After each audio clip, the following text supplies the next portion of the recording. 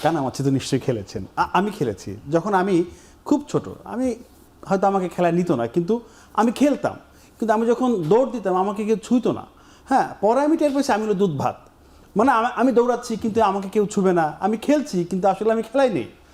বিষয়টা কি ওই রকম যে অন্য উপদেষ্টারা তাহলে এই ক্যাবিনেট, কিচেন ক্যাবিনেটে ছিলেন না, তারা অনেক কিছু জানতেনই না, তাহলে কি ওই গুটি কয়েকজন মানসিক সব সিদ্ধান্ত নিতেন? বা ডক্টর মোহাম্মদ ইউনূস তো জাতির উদ্দেশ্যে অসংখ্যবার ভাষণ দিয়েছেন, নানা সময় নানা কথা বলেছেন, এবং সবসময় তিনি জাতিকে মিলে মিশে থাকার কথা বলেছেন, অথচ তার উপদেষ্টাদের অনেককে বাদ দিয়ে তিনি বৈঠক করতেন। বিষয়টা কেমন? ধন্যবাদ যারা শুনছেন এবং আমার সাথে যিনি আছেন, শুভেচ্ছা। দেখেন, ডক্টর ইউনূস বলতে গেলে আমার নিজের প্রতি নিজের না খুব আমার মনে হয় যে আমি এত বোকা, আমি কোনো দিন পড়ালেখা করি নাই। আমি আপনার 2012-13 দিকে একটা সংসদে বক্তব্য রেখেছিলাম। জি, আমি প্রথম 2 লাইন ডক্টর ইউনূসের পক্ষে সামনে তৎকালীন প্রধানমন্ত্রীকে সামনে রেখে চোখে চোখ রেখে কথা বলেছিলাম তার পক্ষে, এই দেশের সম্মানের জন্য। আজকে যখন তাকে নিয়ে কথা বলি এবং আমার হিসেব মিলে না, তখন আমি অবাক হয়ে যাই। আপনার মতো আমার বলতে হয় কেউ কলা খায়নি, তার মানে কলাটা তাদের খাইলো কে? কেউ তো একজন খেয়েছে। এখন কলাটা যে খাইলো কে? এক নাম্বার হচ্ছে হুকুমের আসামি যদি আসামি হয়, প্রধানমন্ত্রী মানে ফ্যাসিস্ট, তাকে হুকুমের আসামি করে কিন্তু ইতিমধ্যে ফাঁসির রায় হয়ে গেছে। ঠিক তেমনি এইখানে যিনি চিফ মানে চিফ অ্যাডভাইজার, উনিও কিন্তু একটা জায়গায় এইটা কমন পড়ে যাচ্ছে, নাম্বার 1। নাম্বার 2, আপনি কলাটা যে আপনি খান নাই এতে কিচ্ছু আসে যায় না।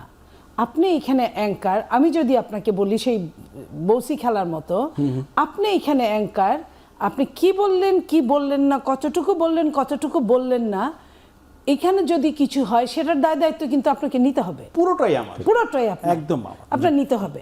ঠিক একই জায়গায় পররাষ্ট্র উপদেষ্টা, উনি কি কোনোভাবে এই দায় থেকে মুক্ত পেতে পারে?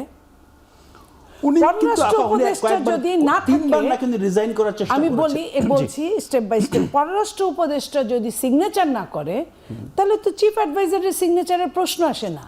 চিফ অ্যাডভাইজার যদি সিগনেচার না করে বা পররাষ্ট্র উপদেষ্টা না করে তাহলে তো জিনিসটাই লিগ্যাল হয় না। তার মানে কি ওই চুক্তিটা কি লিগ্যাল? যদি আপনি এই যুক্তি দেন তাহলে তো লিগ্যাল না। আমি আপনার যুক্তির সঙ্গে কথা বলছি। আপনি অ্যাঙ্কার, প্রশ্ন করছেন, প্রশ্নকর্তা আপনি প্রশ্ন না করলে আমি কেন উত্তর দিব?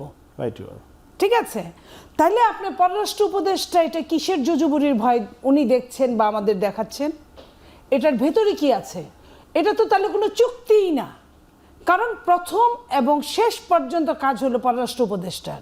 উনি যতই কিচেন ক্যাবিনেট বলুক, এটা কোনো হালে পানি পাবে না। অন্তর্বর্তী সরকার কি এমন একটি চুক্তি করতে পারে? তিনি তো নির্বাচিত সরকার নয়। এই কথাটা কিন্তু আপনাদের টকশোতে বহুবার আমরা বলেছি।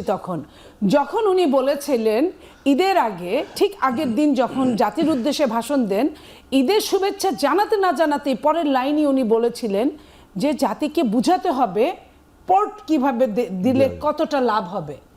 এই যে জাতিকে উনি বুঝানোর কে? উনি কে জাতিকে বোঝানোর? কোনো নির্বাচিত সরকার ছাড়া। যে কারণে বিএনপি নির্বাচিত সরকারের আগে কোনো কথাই বলে নাই, এবং সালাউদ্দিন সাহেব কিন্তু সর্বশেষ সংসদে পরে বলেছেন যে এটা না বললে, এটা না করলে ইলেকশনটাই হতো না। ইলেকশনটার যে একটা জরুরি দরকার ছিল, এটা কিন্তু একদম দিনের মতো সত্য, এবং সেটা সাংবাদিকদের জন্য, জনগণের জন্য, নেতাদের জন্য, আমাদের জন্য, প্রত্যেকের জন্য একটা জরুরি ছিল। আবার ছাড় দিতে হয়েছে নির্বাচন আসার জন্য, অনেক কিছু না দেখার ভান করেছে, ছাড় দিতে হয় নাই। প্রত্যেকটা কথার আগে কিন্তু বিএনপি বলে গেছে, যেমন নোট অফ ডিসেন্ট এখানে ছিল না, যেখানে আমি সিগনেচার করেছিলাম সেখানে ছিল।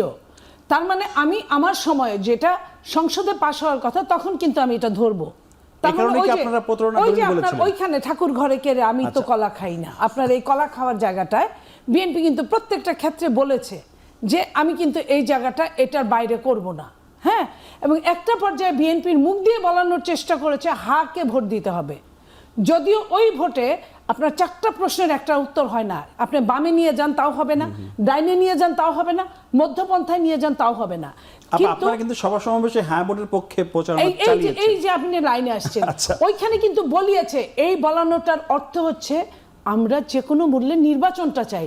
নির্বাচনটা চাওয়ার আগে কেউ যে বিএনপি ভোট দেয় নাই, যে ভোট দেয় নাই তাকে কি জবরদস্তি করেছে? করে নাই। মানে কি জেনে বুঝে আমি বলি প্রথমে এটা নির্বাচনের যিনি চিফ অ্যাডভাইজার ছিলেন নজরুল ইসলাম খান সাহেব, ওনাকে দিয়ে বলানো হলো। উনি বললেন, তারপরে বললেন উনি কে, ওনার কথা কাউন্টেবল না। তারপরে বিএনপির মহাসচিব বললেন এটাও কাউন্টেবল না। এরপরে কিন্তু জনাব তারেক রহমান আজকের মাননীয় প্রধানমন্ত্রীর মাধ্যমে একটা নির্বাচনী জনসভায় বলেছেন, ঠিক আছে, আমরা অস্বীকার করছি না, কিন্তু সেই দিন যদি সেটা না বলতেন তাহলে আজকে নির্বাচনটা হতো না। আপনি কোনো গণতান্ত্রিক সরকারে আমাকে এমপি হিসেবে ডাকতেন না, আমি আগের মতোই আসতাম, নির্বাচন হতো না। না হলে আজকের এই প্রশ্নটাই তো আসতো না। আপনি জানতেনই না ঠাকুর ঘরে কে, আপনি কেউ কলা খেলো কি খেলো না তাতে আপনার কিচ্ছু জানার কোনো অধিকার ছিল না। আজকে এই প্রশ্নটা আসছে, প্রশ্নটা, এবং তারা উইলিংলি নিজে থেকে বলছে, কেউ কিন্তু কোনো কাউকে চাপ প্রয়োগ করে নাই, নিজেরাই বলছে আমি তো ছিলাম না, আমি তো জানি না, আমাকে নেওয়া হয় নাই, আমি 3বার ইস্তফা দিতে গিয়েছিলাম। আরে বাবা, আপনারা না করলো কি? আপনি 3বার ইস্তফা দিতে 3বার কেন? আপনি শিক্ষিত, মার্জিত, এর আগে আপনার সচিবের পদবি ছিল, আপনি দেশের জন্য কাজ করেছেন, তাহলে আপনি কেন আপনি একবার জন্য হলেও তো আপনি একটা অ্যাপ্লিকেশন লিখে আপনি ইস্তফা দিতেন। তারপরে সরকার যখন রিকোয়েস্ট করতো, জনগণ জানতো, একটা প্রুফ থাকতো। এখন আপনি যত কথাই বলেন যে আপনি 3বার ইস্তফা দিতে গিয়েছেন, এটা কিন্তু প্রযোজ্য না।